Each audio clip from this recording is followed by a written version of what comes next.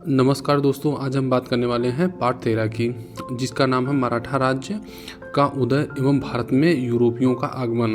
बच्चों, हमने अभी तक देखा है कि किस तरह से मुग़ल सत्ता स्थापित हुई और उसमें अच्छे अच्छे शासक हुए, जैसे बाबर हुआ, फिर हुमायूं हुआ, फिर आप देखेंगे कि हुमायूं का पुत्र अकबर हुआ। अकबर ने जिसने जो है कि इतना चतुर शासक और इतना साहसी शासक और कहते हैं कि एक बेहतर शासक, जिसने जो है कि एक ऐसे राज्य की स्थापना की जो सभी धर्मों के लोगों को जो है कि स्वतंत्रता देता था, या सभी धर्मों के लोगों को अपने साम्राज्य में स्थान दिया, सबको ऊंचे ऊंचे पद दिए और एक बेहतर साम्राज्य का निर्माण किया। इसके बाद हम उसके पुत्र को देखते हैं, जहांगीर आता है, शाहजहां आता है, और एक और क्रूर शासक का हम लोग जानते हैं, एक क्रूर शासक जिसका नाम औरंगजेब रहता है, वो आता है। औरंगजेब जिसने जो है कि अकबर की धार्मिक नीतियों को उलट दिया और सबसे अधिक अगर मुग़ल साम्राज्य को किसी ने घात पहुंचाई या उसको आघात पहुंचाई तो वो था औरंगजेब। और इसी के समय आप देखेंगे बच्चों कि छोटे छोटे जो क्षेत्रीय राज्य थे उनका उद्भव होना शुरू हो गया, और उसमें एक राज्य था जिसका नाम मराठा था। और इसके बाद जैसे देखेंगे बच्चों, उसकी मृत्यु होती है। इसके बाद बंगाल में नया राज्य बनता है, अवध में नया राज्य बनता है, इसके बाद पंजाब सिंध में एक नया राज्य बनता है, सिखों का राज्य बनता है, राजपूत अलग अपना स्वतंत्र राज्य बनाते हैं। इसके बाद दक्षिण में ही कई जो है बीजापुर और आप जानते हैं गोलकुंडा, ये सब तो स्वतंत्र राज्य थे ही, लेकिन ये सब जो है कि हैदराबाद एक नया राज्य के नाम में, कर्नाटक एक नया राज्य के नाम में गठित होता है। तो कहने का अर्थ है, एक मुग़ल साम्राज्य जब टूटकर बिखरता है तो उसके अवशेष पर कई छोटे छोटे राज्यों का उद्भव होता है, और जिसमें से एक मराठा थे। इसके बाद आप देखते हैं कि इसी समय यूरोपीय, जिसमें जो है कि पुर्तगाली थे, फिर जो है कि अंग्रेज़ थे, फ्रांसीसी थे, डच थे, इनका भारत में आगमन शुरू हो गया था। और आप जानते हैं बच्चों कि एक बड़ा कारण था मुग़ल साम्राज्य के पतन में कि यूरोपियों का आगमन, इन्होंने जो है कि एक दूसरे को लड़ाकर अपना राज्य स्थापित किया और अपनी सत्ता स्थापित की। तो हम बच्चों आज इसमें यही देखेंगे कि मराठों का किस तरह से उद्भव हुआ और कैसे यूरोपियों का भारत में आगमन हुआ। तो देखते हैं बच्चों, मराठा शक्ति का उदय किसी एक व्यक्ति अथवा विशेष व्यक्ति समूह का कार्य न था, बल्कि इसका आधार महाराष्ट्र के संपूर्ण निवासी थे। बच्चों, आप एक चीज़ याद रखिए कि महाराष्ट्र का कई बार उद्भव होता है कि मराठा साम्राज्य का उद्भव शिवाजी के कारण हुआ, लेकिन ये शिवाजी केवल एक मराठा जो जाति थे उसको एक पहचान नहीं दिया या एक उसको संरचना दिया, लेकिन इसके पीछे एक बहुत बड़ा जो है वो उसका जो है कि एक बेस था। और बेस वो था, जैसे हम जानते हैं कि जब भक्ति आंदोलन हुआ तो भक्ति आंदोलन ने मराठा में एक जो है कि अजीब तरह से आंदोलन उत्पन्न किया, और आंदोलन उत्पन्न करके वहाँ पर जो है कि एक अपना जो है मराठा की एक अलग पहचान उसमें बनाई। उसमें जातियों की असमानता नहीं थी, उसमें जो है धर्म के नाम पर विभाजन नहीं था, तो एक अलग मराठा पहचान बनाई। तो जब उस मराठा पहचान के आधार पर लोग धीरे धीरे क्या हो गया, जुड़ने लग गए, तो क्या हुआ कि आप देखेंगे कि मराठा भाषा का विकास हुआ, उनका साहित्य विकास हुआ। तो इससे क्या हुआ कि मराठा एक अलग अपनी पहचान बनाने लग गए। अब जब ये पहचान तो बन गई, मराठा सब संगठित हो गए, लेकिन उनको एक नेतृत्व प्रदान करना और उनको एक दिशा प्रदान करना और उनको एक राज्य के रूप में संगठित करने का काम किसने किया? शिवाजी ने किया। तो आप देखेंगे कि जिन्होंने जाति, भाषा, धर्म, साहित्य और निवास स्थान की एकता के आधार पर राष्ट्रीयता की भावना को जन्म दिया। इस तरह से मराठों ने अपने आप को संगठित किया। फिर आगे देखते हैं बच्चों, औरंगजेब की प्रशासकीय अव्यवस्था के कारण केवल उत्तर भारत में ही नहीं वरन दक्षिण भारत की मुस्लिम रियासतों में भी गहरा असंतोष था। सोई हुई मराठा जाति को रामदास, तुकाराम, श्री एकनाथ जैसे संतों ने एक भाषा, एक ही प्रकार के रीति रिवाज और एक सी जीवन पद्धति की भावना उत्पन्न करके एक सूत्र में बांध दिया। हमने बच्चों अभी तक जो बताया है वो यही बताया है कि जब भक्ति आंदोलन आया तो भक्ति आंदोलन ने मराठा में एक नई पहचान दी, और जिसे महाराष्ट्र में मराठियों को एक जाति के रूप में, एक जीवन पद्धति के रूप में, एक भाषा के रूप में संगठित किया। कहते हैं बच्चों, अगर भाषा के साथ जुड़ाव हो रहा है, एक रीति रिवाज है आपका और एक अगर जाति से आप बंधे हुए हैं, क्या होता है कि जातिवाद बड़ा जो है कि आपको प्रभावित करता है कि अरे ये हमारे क्षेत्र का है, ये हमारी रीति रिवाज मानते हैं, ये हमारे जो है समूह के हैं। तो क्या होता है कि उनमें एक अलग सा लगाव बन जाता है। इसलिए कहते हैं भाषा जो है वो, जैसे हमारे भोजपुरी में कहते हैं ना कि अगर आप बिहार के हैं तो लोग बिहारी बड़ा पसंद करते हैं कि अरे यार ये तो बिहारी है, ये तो बिहारी है। और फिर अगर आप उनके रीति रिवाज मानते हैं तो और वो प्रसन्न होते हैं। तो इसी तरह से जो मराठी थे वो एक दूसरे से बहुत क्लोजली जुड़े हुए थे, बहुत जो है कि एक दूसरे को समझते थे। तो ऐसा किसने किया? भक्ति आंदोलन के संतों ने, जिनका नाम रामदास तुकाराम श्री एकानाथ था। और मराठों में राष्ट्रीय भावना का संचार करने के लिए शिवाजी के रूप में मराठों को एक वीर योद्धा तथा नेता मिल गया। शिवाजी ने मराठों को संगठित करके दक्षिण में स्वतंत्र राज्य की स्थापना की। देखिए बच्चों, क्या हो रहा था कि औरंगजेब जब उसका समय, उसके शासन का अंत चल रहा था, तो उस समय के दक्षिण भारत के जो राज्य थे, जैसे बीजापुर था, गोलकुंडा था, ये भी औरंगजेब से बहुत खिन्न हो गए थे। तो उसी समय क्या हुआ कि उनकी इस खिन्नता का लाभ उठाकर मराठों ने अपने आप को संगठित किया, और मराठों ने संगठित करके इस मराठा की जो भावना है उसका उन्होंने फ़ायदा उठाया और कहा कि हम एक मराठा राष्ट्र के रूप में अपने आप को स्थापित करेंगे। और इनको संगठित किसने किया? शिवाजी ने किया। और इसका लाभ उठाकर आप देखेंगे कि औरंगजेब के खिलाफ, मराठों को संगठित करके औरंगजेब के खिलाफ शिवाजी ने खड़ा किया और कई बार औरंगजेब को धूल चटाई। हालांकि अंततः जो है कि शिवाजी की मृत्यु हुई, इसके बाद उसका पुत्र आया जिसका नाम संभाजी रहता है, इसके बाद राजाराम आता है। तो इन सब ने भी शासन सत्ता संभाली, लेकिन औरंगजेब बहुत कोशिश करता रहा कि हम मराठों को पराजित कर देंगे, मराठों को पराजित करके नेस्तनाबूद कर देंगे। लेकिन वो मराठा की जो भावना थी, जो मराठा की सोल थी, उसको वो कभी पराजित नहीं कर सका। और जब औरंगजेब उनको पराजित करके जाता, वो तुरंत संगठित होकर फिर खड़े हो जाते। तो इस तरह से आप देखेंगे कि शिवाजी ने जिस मराठा की स्वप्न देखा था, उसको आगे चलकर वो सब साकार करते हैं। फिर आगे देखते हैं शिवाजी 1627 से 1680 ईस्वी। इनका जन्म 1627 में हुआ था। मराठा साम्राज्य के प्रथम शासक शिवाजी थे। शिवाजी का जन्म अप्रैल 1627 ईस्वी को सिवनेर के दुर्ग में हुआ था। कहाँ बच्चे हुआ था? सिवनेर के दुर्ग में हुआ था। ये याद रखना, ये पूछा था क्वेश्चन। 1627 में हुआ था। इनके पिताजी का नाम शाहजी भोसले और माता का नाम जीजाबाई था। शाहजी भोसले पहले अहमदनगर के निजाम तथा बाद में बीजापुर के दरबार में नौकरी करते थे। शिवाजी के पालन पोषण का पूरा दायित्व उनकी माता जीजाबाई पर था। देखिए बच्चों, एक चीज़ आप याद रखिएगा ज़िंदगी में कि अगर पिता पढ़ा लिखा है तो ये माना जाता है, हो सकता है कि माता जो पुत्र जो है वो बिगड़ैल हो जाए, वो लफंगा हो जाए। लेकिन जिसकी माता पढ़ी लिखी हैं और जिसकी माता जो है कि अच्छी परवरिश कर रही है, उसका बच्चा कभी नालायक नहीं हो सकता है। तो इस तरह से शिवाजी का पालन पोषण हुआ कि जो है कि उनकी माता ने, जीजाबाई ने अपना पूरा जीवन न्यौछावर कर दिया। उनको जो है कि शिक्षा दीक्षा दिलवाने में, उनको उनका जीवन को स्थिरता प्रदान करने में, उनको बढ़ावा देने में सबसे अधिक योगदान उनकी माता जीजाबाई का था, और वो साहस भी वही देती थी। शाहजी ने शिवाजी को अपनी एक जागीर पुणे दे रखी थी। शिवाजी शासित थे और सोचते थे कि वह दूसरे राजाओं की सेवा क्यों करें। भाई आप देखे होंगे कि शिवाजी के पिताजी, जिनका नाम शाहजी भोसले था, उन्होंने किसकी पहले अहमदनगर के निजाम की उन्होंने सेवा दी, फिर बीजापुर की सेवा दी, फिर आप कई बार देखेंगे कि वो मुग़ल शासक जहांगीर की भी सेवा में रहे और शाहजहाँ की सेवा में रहे।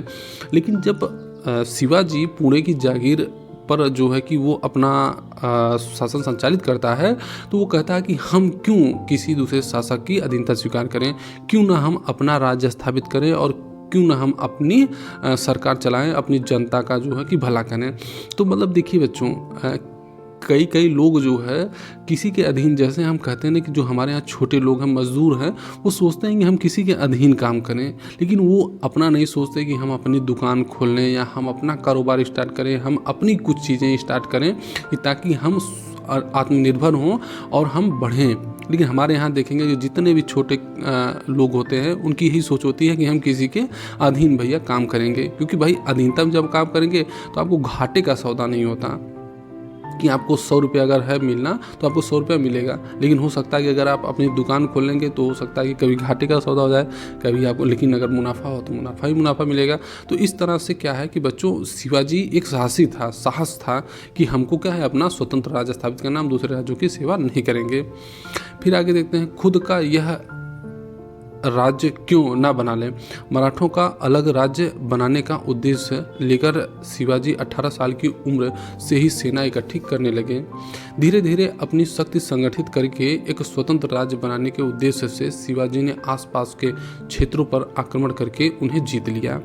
देखिए, कहते हैं कि जिसका ध्येय अगर जो है कि निश्चित होता है तो वो उसी हिसाब से अपने कार्य को आगे बढ़ाना शुरू कर देता है। जैसे हम कहते हैं बच्चों, अगर जिसका ध्येय हमको पढ़ाई करना है वो सारे उपाय अपना करके, अपना कितनी भी कठिन परिस्थितियों में हो, कितनी भी समस्याओं में हो, लेकिन वो अपने आप को कहाँ पढ़ाई के लिए समय निकाल ही लेगा। और इसी तरह से देखिए, शिवाजी उसको था कि हमको किसी राजा के अधीन शासन संचालित नहीं करना है, तो उसने अपनी सेना इकट्ठा की, अपने आसपास के जितने भी जागीरें थे उनको पराजित किया, उनके क्षेत्रों को जीता और जीतते जीतते उसने एक साम्राज्य का निर्माण कर लिया।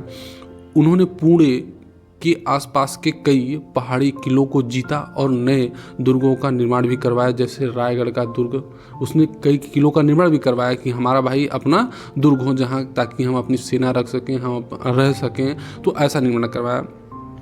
शिवाजी को स्वतंत्र राज्य की स्थापना करने में दक्षिण के बीजापुर और अहमदनगर के सुल्तानों तथा दिल्ली के मुगल बादशाह से संघर्ष करना पड़ा। भाई, आप जब उद्भव करेंगे, जब आपका विकास होगा तो आपको बहुत सारे लोग विरोध करेंगे, और यह शिवाजी के साथ भी हुआ। और जब वो उसका जो है कि वह अपने साम्राज्य का विस्तार कर रहा था, तो वो क्या हुआ कि बीजापुर का शासक और कहीं जो गोलकुंडा का शासक उसका विरोध करना शुरू कर दिए। कहीं वो जो है कि अफजल खां को भेजते थे तो कहीं कोई भेजता था। इसी तरह से जो है औरंगजेब भी नाराज़ था, क्योंकि उसके क्षेत्र पर भी शिवाजी कब्जा कर रहे थे। भाई, कोई भी अपने आस पड़ोस कोई एक शक्तिशाली पावर को जन्म देना नहीं चाहता। वो सोचता है कि हमारी ही सब अधीनता स्वीकार करें, हमारी ही बात सब माने। कोई ये नहीं चाहता कि हमारे ऊपर कोई दबाव बनाए या हमारे जैसा कोई हमारे साथ खड़ा हो जाए। तो इसलिए आप देखेंगे शिवाजी पर जो है सभी ने दबाव बनाना शुरू किया कि इसको किसी तरह से दबाव और ये उभर ना पाए। लेकिन उन्होंने संघर्ष किया। शिवाजी को मारने के लिए बीजापुर के सुल्तान ने अपने एक प्रमुख सेनापति अफजल खां को एक विशाल सेना के साथ भेजा। अफजल खां ने शिवाजी को मारने के लिए चालाकी से उन्हें अपने तंबू में बुलाया। आइए अब आगे की कहानी पढ़ें। देखिए बच्चों, हमने बताया कि हर कोई ये चाहता था कि शिवाजी को किसी तरह से हम दबाएं, क्योंकि अगर ये उभर गया तो हमारी जो सत्ता है वो छिन जाएगी। तो इस कारण से जो बीजापुर का सुल्तान रहता है वह अपने एक सेनापति जिसका नाम अफजल खां रहता है उसको भेजता है। और भेजने की कहानी इस तरह से है कि इसमें चित्र में भी दिखाया गया है कि अफजल खां बताता है कि आइए हम आपसे भेंट मुलाकात करते हैं और आपको बहुत, शिवाजी से कहता है हम आपको बहुत रियायत देंगे, हम आपको जो है कि आपके राज्य विस्तार में सहयोग देंगे, तो आइए आप हम मिलजुल कर हम लोग बात करते हैं। लेकिन उसका पीछे से उद्देश्य ये था कि हम शिवाजी को क्या है धोखे से छुरा घोकर मार डालेंगे।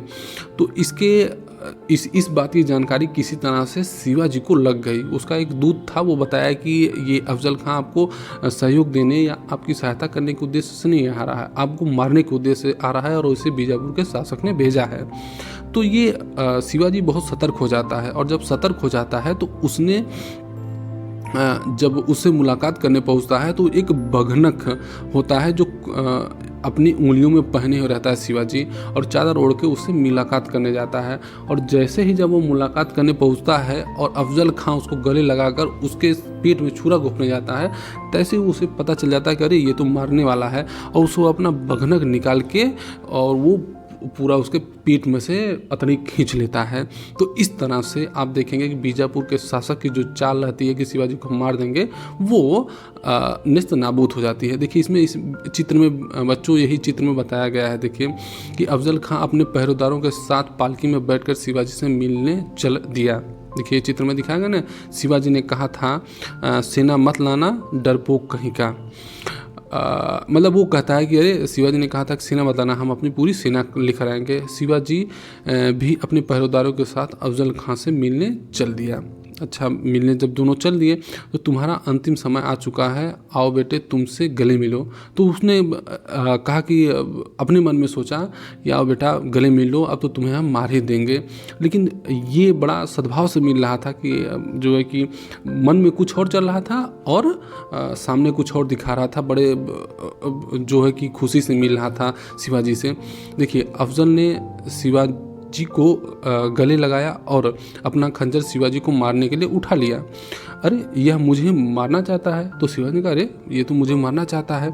तो उसने तुरंत जो है कि अपना बघनक निकाला। शिवाजी ने खंजर झपट लिया और वो जो चाकू रहता है उसको झपट लिया और हाथ में पहने बघनक से अफजल खां के पेट में खंजर घोंप दिया। या अल्लाह, और ये अल्लाह अल्लाह करते हुए चल बसे।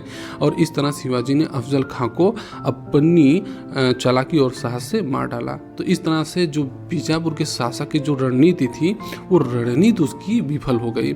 अब देखते हैं बच्चों, यहाँ आगे ये देखिए आगे लिखा है, शिवाजी को नियंत्रित करने के लिए मुगल बादशाह औरंगजेब ने सूबेदार शाइस्ता खां को भेजा। शाइस्ता खां को भेजा भाई। एक तो पहले किसने भेजा? बीजापुर का शासक ने भेजा। इसके बाद औरंगजेब से भी रहा नहीं गया कि ये बहुत ऊपर उठ रहा है, ये बड़ा परेशान कर रहा है। क्योंकि शाइस्ता खां जब उसने अफजल खां को पराजित कर दिया तो उसने कई किलों को जीता। जो जीत कर जब उत्तरी कोंकण को जीत लिया और बहुत सारे किलों को जीत लिया, तो औरंगजेब को लगा कि यार ये तो हमारे साम्राज्य पर धावा बोल रहा है। तो उसने शाइस्ता खां को भेजा कि जाओ तुम जो है कि उसे दक्कन का सूबेदार बनाया और कहा कि इस शिवाजी को समाप्त करो। तो शिवाजी ने उसे भी परास्त कर दिया। शिवाजी ने देखिए उसके भी तंबू में एक वो कई क्षेत्रों को, पूरे को, कल्याण को और बहुत उत्तरी कोंकण को जीत लेता है। बहुत सारे क्षेत्रों को उसके शाइस्ता खां जीत लेता है शिवाजी के। तो शिवाजी तो बड़ा जो है परेशानी में आ जाता है कि यार ये तो हमारे साम्राज्य को समाप्त कर देगा। तो उसने रात में जो है 800-900 लोगों को लेकर एक बाराती के रूप में शाइस्ता खां के महल, जिसका नाम लाल महल आता है, उससे निकलता है और चुपके से वो महल में प्रवेश कर जाता है। महल में प्रवेश करके सीधा शाइस्ता खां पर अटैक करता है और शाइस्ता खां उसको हक्का बक्का समझ में नहीं आ रहा था, अरे ये क्या हो गया।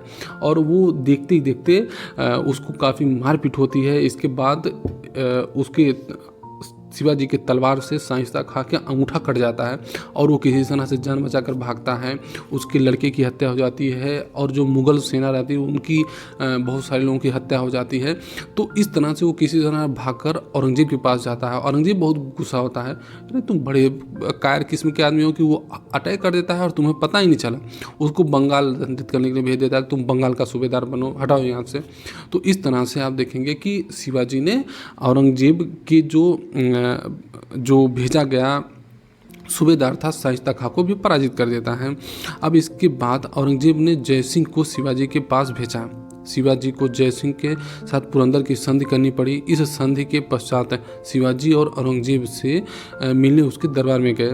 देखिए बच्चों, जब शिवाजी शाइस्ता खां को भी पराजित कर देता है तो औरंगजेब फिर एक जो है कि राजपूत, जिसका आमेर का राजा जयसिंह को भेजता है कि तुम जाओ, जो है तुम हो सकता है कि तुम इसको शिवाजी को पराजित कर दो और पराजित करके उसको मार डालना। तो ये जब जयसिंह पहुंचता है तो जयसिंह ने बड़ी चालाकी से उसके क्षेत्रों को जीतना शुरू किया और इतना क्षेत्र जीत लिया कि शिवाजी को घेर लिया और घेर कर जो है पुरंदर के किले को घेर लिया और घेर कर शिवाजी को संधि के लिए विवश किया। जब शिवाजी संधि के लिए आया तो ये संधि हुई कि शिवाजी के उस समय पास जो है 35 किले थे, उसमें से 23 किले मुगल साम्राज्य को देना है और ये भी शर्त हुई कि तुम अपने पुत्र को मुगल बादशाह के यहाँ भेजोगे, हम उनको 5000 का मनसब प्रदान करेंगे और उसे अपनी सेवा में रख लेंगे। और तीसरी चीज़ कि हाँ, तुम जो है शिवाजी से कहा गया कि तुम जो है कि हमें इसके बीजापुर के विरुद्ध हमें सहायता दोगे। तो शिवाजी तैयार हो गया कि चलो ठीक है, हम ऐसा करते हैं भाई, अब तो पराजित हो ही गए हैं। तो वहाँ शिवाजी के स्वतंत्र व्यवहार से वह असंतुष्ट हो गया और उसने शिवाजी को कैद कर लिया।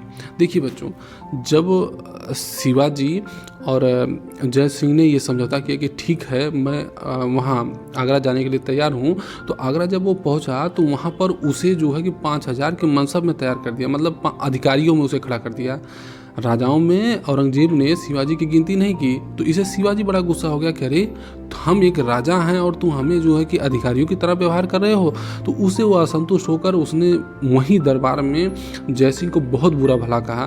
तो जयसिंह को जब भला बुरा कहा तो औरंगजेब इससे गुस्सा हो गया और उसने उसे जो है कि शिवाजी को आगरे में जो है कि एक अजमेर महल है उसमें उसको बंद करवा दिया। अब बंद करवा दिया तो शिवाजी बड़ा समस्या में पड़ गया कि यार एक तो यहाँ आगरे में बंद करवाया, हमारा साम्राज्य कहाँ है, मराठा में। तो इस तरह से अब देखेंगे कि शिवाजी किसी तरह से योजना बनाकर भाग जाता है यहाँ से आगरे के अजमेर महल से, और भागकर इसमें उसकी सहायता करता है जय सिंह का पुत्र जिसका नाम राम सिंह रहता है। तो उसने बड़ी सहायता की और उसने जो है शिवाजी को भगा दिया और वो फिर तुरंत मराठा पहुंचा। और जब मराठा पहुंचा तो इसके बाद उसने जो लूटपाट की जो है कि सूरत को जीता, इसके बाद जो है कि उसने बीजापुर के क्षेत्र को जीता, मतलब उसने एक बड़े क्षेत्र को जीत कर और 1676 में उसने अपना जो है कि सिंहासन करवाया, अपना राज्याभिषेक करवाया। फिर देखते हैं शिवाजी को औरंगजेब की इस कैद में एक योजना बनाकर निकल गए। इसके बाद उन्होंने 1670 में सूरत पर आक्रमण करके बहुत ही संपत्ति इकट्ठा कर ली। शिवाजी का रायगढ़ में एक पंडित गंगा भट्ट के द्वारा विधिवत राज्याभिषेक हुआ और उन्होंने छत्रपति की उपाधि धारण की। शिवाजी का राज्य उत्तर में रामनगर सूरत में स्थित से लेकर दक्षिण में करवार तक समुद्र तट के किनारे किनारे फैला हुआ था और 1680 ईस्वी में शिवाजी की मृत्यु हो गई। तो इस तरह से बच्चों हम देखते हैं कि 1680 में शिवाजी की मृत्यु हो गई। वह जो है औरंगजेब से, वह बीजापुर से और इधर गोलकुंडा से सदैव लड़ता रहा और लड़ते लड़ते उसने हालांकि एक ऐसे साम्राज्य की नींव रखी जिसमें जो है कि आगे के जो मराठा सरदार थे, जिसमें संभाजी थे, राजा राम थे, इसके बाद साहू आया, फिर इसके बाद आप देखेंगे पेशवा जिसमें बालाजी बाजीराव जिन्होंने जो है कि एक मराठा साम्राज्य का निर्माण किया, जिसने बाद में चलकर जिस मुगल सत्ता ने शिवाजी को कभी शासन करने नहीं दिया, उसी मुगल शासक जिसका नाम शाह आलम दूती है, उसको गद्दी दिलाने में सबसे बड़ा योगदान मराठों का रहता है। तो इस तरह से आप देखेंगे कि मराठे अपना आगे शासन संचालित करते हैं। तो बच्चों आज इतना ही। नमस्कार, जय हिंद।